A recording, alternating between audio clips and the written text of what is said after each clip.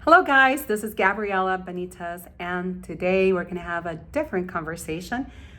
I want to talk to you about my personal life just a little bit so you get to learn a little bit more about me. I grew up in St. Anthony, Idaho, and I always relate my life story for some reason to stairs, and I often joke around saying that I started from -10.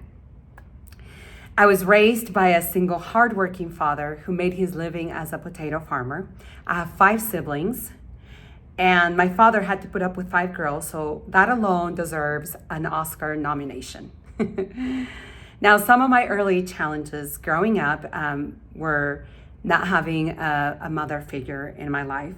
My parents divorced when I was very young, and growing up without her was really hard for me.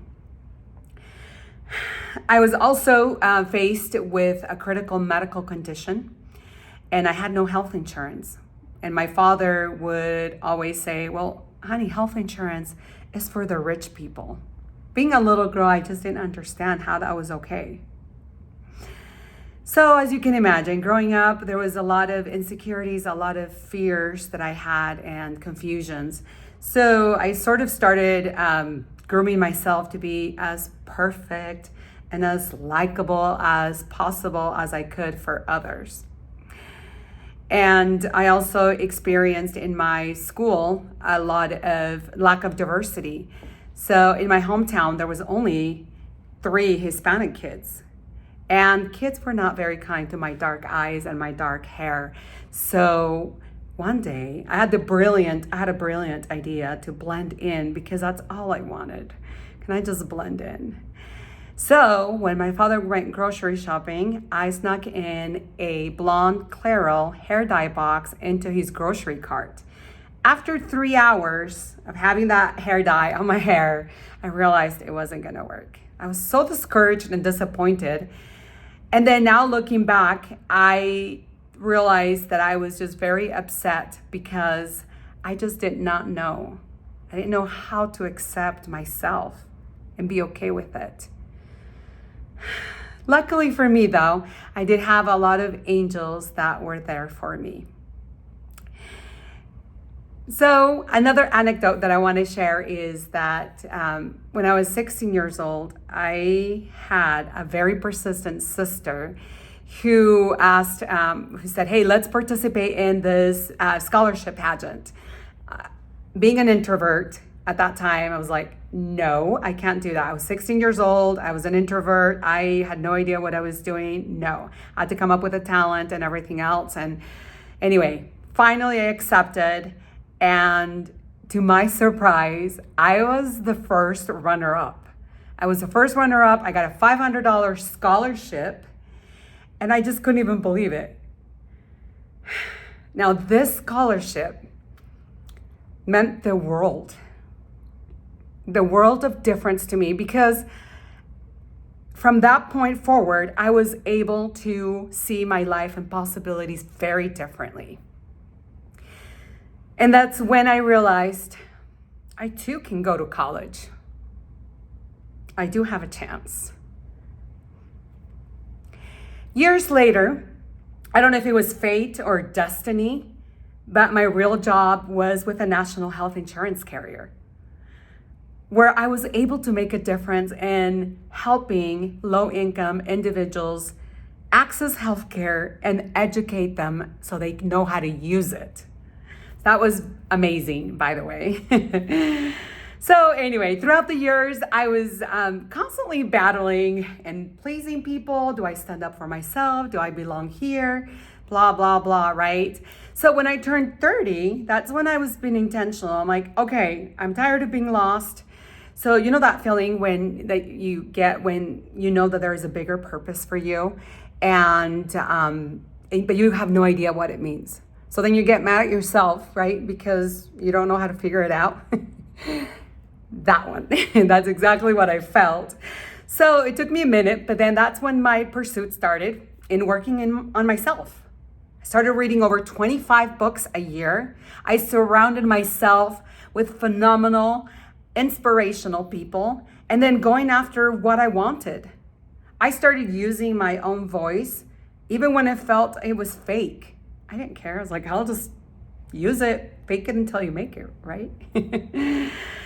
Oh my goodness. So as you can imagine, my journey as an employee benefits advisor honestly has been an opportunity. It's really been an amazing opportunity. And I say that because it's a male-dominated industry. And I had to overcome the imposter syndrome many times. But in that journey, I discovered my special powers too. And one of those being showing up for myself and being there.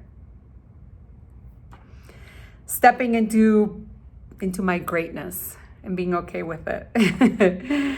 So in 2015, I opened up my own employee benefits agency. And something I haven't said before is that